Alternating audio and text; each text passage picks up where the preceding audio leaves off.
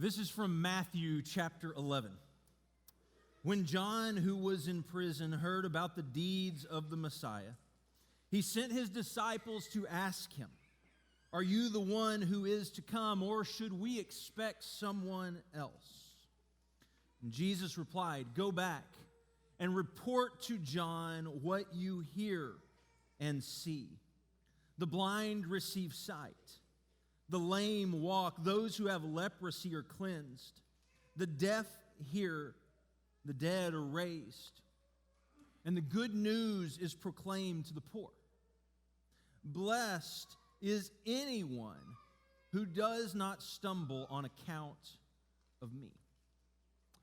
A while back, I was eating at a restaurant, and I was actually on my way out. And I was walking out, and there is a table sitting over here of four males, and all of them are sitting here at their table, looking down at their phones, completely unaware, it seems, that there are four other people at the table. And you can guess they were probably in their 20s. And so you say, but what was amazing is I turned the corner, and there was a table of four older ladies, all in their 60s. And they were all sitting here, completely unaware that there was anyone else at the table. And it's kind of funny, but it's true, because it is so much our world. A world that seems distracted. And I'm reminded of it constantly at home as my son and my daughter, or my sons and my daughters, I haven't disowned any, my sons and my daughters fight for the attention. And it's dad, dad, dad, dad. Because I'm focused on something else. Because it's possible to be somewhere and not really be there. It's possible to be present in a room physically, but not there mentally.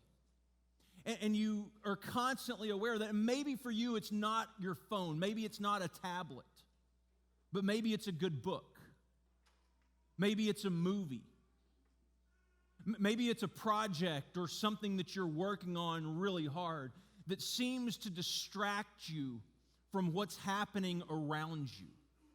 Where it's really possible to be in a place, but not really be in a place. As we go in just a little bit to eat waffles, we hadn't told you we're eating waffles today.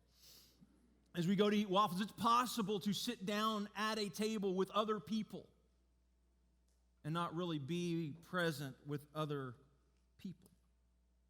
And I think it's important that we put things on our calendar, things like Advent and Christmas and Easter, that remind us and refocus us and bring us back. Because we put things on a calendar, why? To remember them, so that we don't forget. We go through and we plan out our week, so we make sure we know what we have Monday and Tuesday and Wednesday, so that we don't get a phone call and say, "Hey, you were supposed to be here and you weren't here." We put them there to remember. And seasons like this are here to remind us as we go breakneck speed through life. From event to event, from relationship to relationship, from TV show to TV show, from to-do task to to-do task. We are reminded that we need time to slow down. To slow down and focus on what is around us. And this story is such an interesting story that unfolds, because we read about a story from John's life just a little bit ago, where John was on fire and he's in the wilderness and he's speaking and he's confronting the Pharisees and the Sadducees, and he's making sure that everyone is focused that Christ has come into this world. He wants them to know, he wants them to remember that it's time. And he calls out the Pharisees and the Sadducees with such assurance, and you can hear it in his voice, that I am the one who was sent to prepare the way for the Lord. And he calls the Pharisees and Sadducees these brood of vipers. And you sense this very much self-assuredness, or we could even say Christ-assuredness that he knows why he is here, and he knows what he is doing and what he has been sent to do. He has been sent into this world to prepare the way for Jesus. And now, John finds himself in a prison. He's behind bars. And in Matthew chapter 11, verse 2, it says, when John, who was in prison, heard about the deeds of the Messiah. John is in prison, and he's in prison for confronting Herod, because Herod was sleeping with someone that he shouldn't be sleeping with, or basically a relative. And he's confronted Herod, and he finds himself in prison. He's doing what he believes God has called him to do, and it's turned out bad for him. So he finds himself in prison. He says, when John heard about, because remember, he can't see. He can't see what's happening around him. He hears about the deeds of the Messiah. He hears what Jesus is doing. And these stories start to trickle into this prison cell where he is confined and he's restricted and he's cut off from everything else that's happening. And he sent his disciples. He grabs his disciples. He says, hey, come here, I have an assignment for you. He says, are you the one who is to come? He sends his disciples to Jesus, the one he was preparing the way for, the one he was saying we're making straight paths for. He sends his disciples to inquire, to ask, are you the one who is to come? And this coming one idea comes from several Old Testament prophets. It's the waiting for the one who was to come. Are you him? And it's basically code word for the Messiah. Are you the Messiah? Or should we expect someone else? Are you the Messiah, or should we expect someone else? We've been looking so intently at you, and we thought it was you, and everything was going well, and I was doing what I was supposed to do, but now I'm in prison. And this isn't the way that I pictured things in my mind. This isn't how I thought they would play out. Are you really the Messiah? Are you really the Christ? Or should we expect someone else? And it's amazing that the circumstances, John's surroundings, change his perspective so quickly. And they make him question. They make him question not only his role and his calling, but what Jesus is actually doing in the world, and if he is even the Messiah in the first place. Because John was working with a really simple equation. And it's an equation that you and I use regardless of if we think of it or not. But it's this idea that Messiah equals no prison. Jesus, I am in prison. And if you were the Messiah, I wouldn't be in prison. If you were the Christ, the coming King, this wouldn't be happening. And your translation might not look like this. It might not have prison on the other side of it. But if you were the Messiah, I wouldn't be going through, if you were the Messiah, I wouldn't be going through these difficult times. If you were the Messiah, they wouldn't be gone. If you were the Messiah and you were good, then everything would make sense. And I know cognitively, we don't sit there and think that. But deep, deep in our hearts, I believe it's what we long for. And it's what we hope for. and it will make us stop, and it will make us question.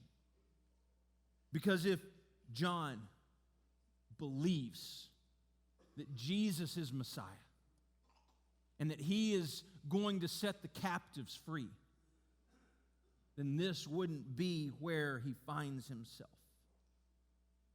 See, John has a vision problem because walls limit our vision. Walls have an incredible ability to cut off what you see. And John finds himself in a prison cell surrounded by four walls, sitting here asking, are you the one that I was preparing the way for? Are you the one that's been talked about for thousands of years? Are you the reason that we have hope? Because if you really are, things wouldn't be working out the way they're working out right now. And John's vision has been limited by the walls that surround him. Walls make it incredibly difficult to see what's on the other side. Walls make it impossible at times to see what is on the other side. And you might relate to John. I mean, have you ever been in prison? I'm guessing there's one or two people in here who could say, yeah, I have. But for most of us, we've experienced bondage. And we've experienced prison. Maybe it was in a marriage, an abusive relationship that you felt like there was no way out of. Maybe it was a loss of someone who was close to you, who you leaned on and found so much assurance that they were there. Maybe it was in school and you were bullied, and you didn't know what tomorrow looked like, and there was this fear of walking in the doors of your school every single day because you did not know what was going to happen. Or maybe it's simply being alone. And every day you walk into your house, and it's quiet, and it's dark, and it's empty. And it can feel like a prison. And I think it can make us question like John. Are you the one who was to come? Or should we expect someone else? Because when I decided to follow Jesus, I had these expectations in my mind of how this was going to go and how everything was going to play out. And if you really are the Messiah, then things wouldn't look this rocky. Things wouldn't look this rough. I wouldn't be questioning if you were the Messiah. I would know for certainty because of everything around me was set up the way that it was supposed, the way I envisioned it. Walls make it difficult to see. And Jesus is going to enter the picture, and he's not going to answer his question with, well, yes, I am the Messiah. No. One of my favorite travel experiences is to listen to a game on the radio, especially if you find a game with a really, really good commentator. One of my favorite commentators is Eric Nadel. He's the voice of the Rangers. He's been the voice of the Rangers for the past 41 years. And Eric Nadel is amazing at what he does. From the intricate details of the game that he describes, if you listen at the start of the game, he'll say things like, the Rangers are wearing their home white uniforms with red letters and blue backing and red piping down the side of their pants. And for me, knowing the game, I can picture it. And he'll start describing the ball. The pitch was a fastball. It was just a bit off the outside corner. And I'm sitting here in my mind driving down the road, and I'm thinking, man, I can see it. Because that's what a really good commentator does. They make it so it's possible that you can see even though you can't. But all commentators begin with a basic assumption. And the assumption is you have some idea of what's going on in a game. Because they're not describing the first pitch was a ball, it was just a bit off the outside corner. The pitcher has to hit a strike zone that's 27 inches, 0.5 inches wide, and, they're not explaining every detail. They're not explaining the concept. They're not explaining the strategy. They're just telling you what they see. And I think that's what Jesus does here for John. He plays the role of a really good commentator, understanding that John has a really good script in his mind that he's working off of what Jesus is doing in this world, and how and why he is Messiah. So he says this in verse 4. Jesus replied, "Go back and report to John what you hear and see." Go tell John, here's what I am hearing, and here's what I am seeing. Because I think Jesus understands John needs someone to be the eyes for him. Because his vision is limited, and it's really hard to see what's happening in this world. It's hard to see what's going on beyond these walls because his vision is limited. He says, go tell him what you hear and see. The blind receive sight. The lame walk. Those who have leprosy are cleansed. The deaf hear, and the dead are raised. And the good news is proclaimed to the poor. Go tell John. Go tell him what you hear. And go tell him what you see. See, John has this script in his mind. And it's a script that's recorded in Isaiah 35 among several other places. But in Isaiah 35, he says, "Then the eyes of the blind will be open, and the ears of the deaf unstopped. Then the lame will leap like a deer, and the mute tongue shout for joy. Water will gush forth in the wilderness, and streams in the desert." That there is this land, this wilderness that's dead, that's dying, that is void of life, and yet into this wilderness, as Christ comes into this world, water is gushing into it, and it's bringing life into everything. Go tell John. You don't have a clear picture of what's happening around you because the walls have limited your vision. And when your vision is limited, you begin to question what this is really all about. I know you can't see well. So John's disciples, you go back to John, and you be John's eyes. You see what John can't see, and you tell him it's happening. It's not happening the way he thought. It's not Elijah 2.0 we talked about last week where he calls down fire from heaven and everything is destroyed. It's not this conquering king who's coming in on a white horse with a sword to completely rid Rome and everything else of its power, strip it of all its power and dignity. But it's this suffering servant from Isaiah who's come into the world to bring hope and healing. And John, I know you can't see right now. I know the walls have blocked your vision, and they've made it really difficult to see what's happening in the world. But listen,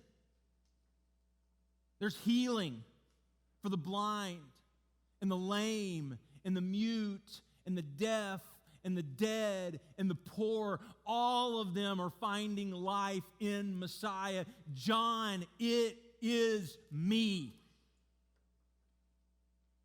And he answers John's question without ever saying yes.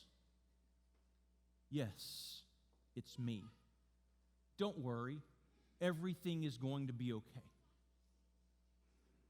He answers John's question. And he says, John, I know that your vision is limited by these walls that surround you. But don't lose hope. Don't lose sight of what is happening. Because there's something bigger than just your circumstance. And then Jesus says something that I've always thought was so strange. He says, blessed is anyone who does not stumble on account of me.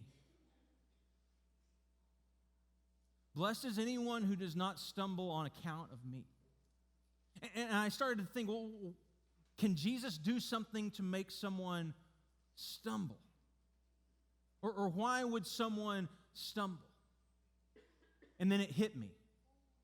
Well, actually, I hit it. It was the leg rest of our living room recliner as I was walking through the living room in the dark of night. And I didn't take the time to flip on the light. I just walked through the living room, and someone had left the leg rest up. And I hit the leg rest, and I stumbled. And as I caught my balance, I hit a toy that a kid had left out in the living room. And again, I stumbled. And you can say, well, okay, I got the problem then. You were walking in the darkness. That's it. But that's not the root cause. Because John, I don't think, is walking in the darkness. And the darkness is circumstances, it's surroundings, it's something in some ways you can affect and you can change. But the problem wasn't the darkness. The problem was my inability to see. The problem was my limited vision. The problem was I couldn't see what was going on around me, and I couldn't focus my eyes in on what really mattered. I could have turned the light on. I could have made it light in the room. I could have affected it. But then the question comes, if I was walking through with the light on, could I have still done the same thing? What if I was in a hurry and rushing? Could I have still tripped and stumbled? What if I was thinking about something else and wasn't looking where I was going? Could I still stumble? It wasn't my circumstances. It wasn't the surroundings that made me stumble. It was my inability to see. Darkness is a problem. But it's not the root of the problem. The problem is my eyes. The problem is my eyes couldn't see what I needed them to see. And Jesus sends word to John. I know you can't see, but I can see. And your disciples can see. And sometimes you need other people to see for you, because everything around you is restricting and limiting your vision. Sometimes you need other people to see because you've lost your ability to see. So several months ago, I went to a doctor. Since we have insurance, my wife decided it would be a good idea for me to go to the eye doctor. And I hadn't been to the eye doctor since I was in high school. And I walked in, and I walked up to the counter at the eye doctor, and the lady greets me and says, "It's great to see you. Contacts or glasses?" And I said, "Neither." And she said, "Okay, great. That's awesome. You have really good vision." I said, "Yes, it's 20/20. She goes, come on back, and we'll do our eye tests." And remind, this is my wife's fault, right? I didn't need to go to the eye doctor. And so I go through the test, and the eye doctor says, you still have 20/20 vision, but your eyes are starting to weaken a little bit. And I think they need a little boost. Glasses or contacts. And so this is disgruntled Gary trying on glasses.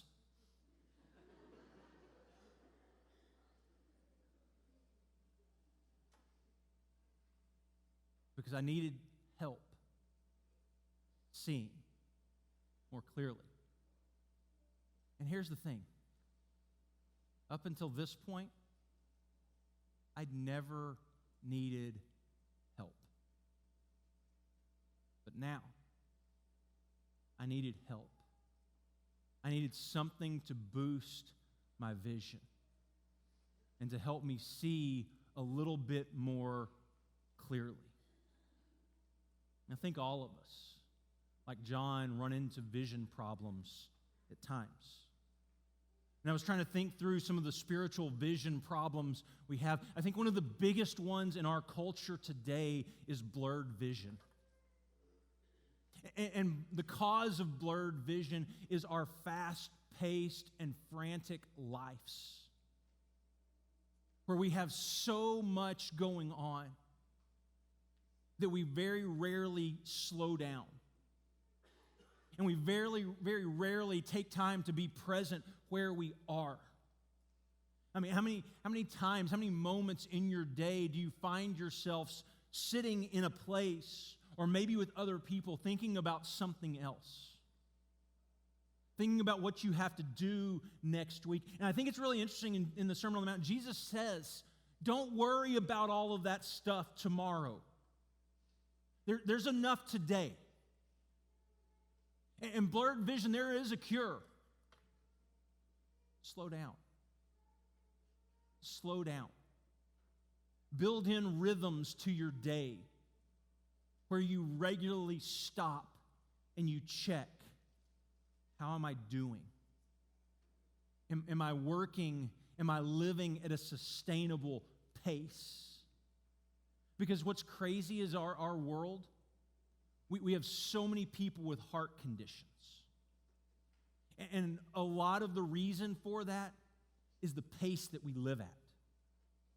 Diet and exercise and all that play in, but the pace that we live at creates so much stress.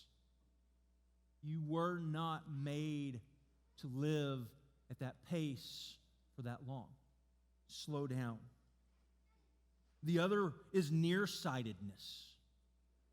And nearsightedness means that you see really well close up, but you don't see really well from afar.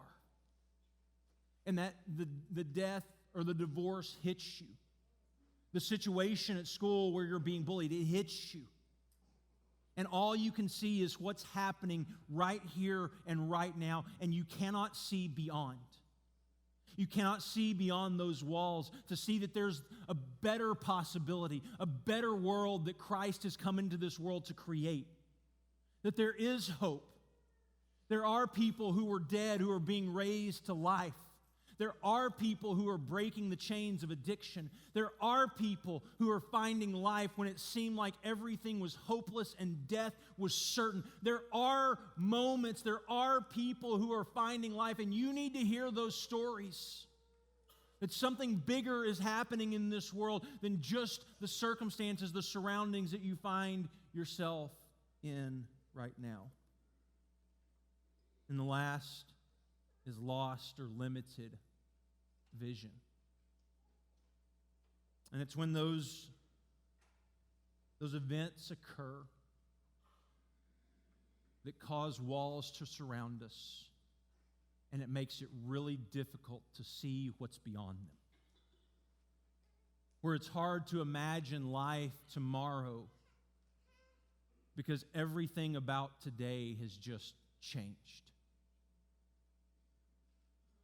I wonder this morning how many people are struggling with vision problems. My guess is it's probably most of us. Maybe it's the blurred vision. Maybe it's nearsightedness. Maybe it's lost or limited vision. And you're clinging to hope and you're asking the question, are you the Messiah or should we expect someone else?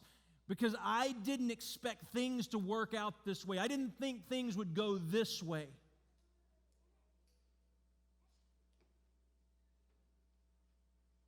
Jesus, are you the Messiah? Or should we expect someone else? Father, today, God, it is my hope and my prayer that, Father, for those of us this morning who are struggling with vision problems,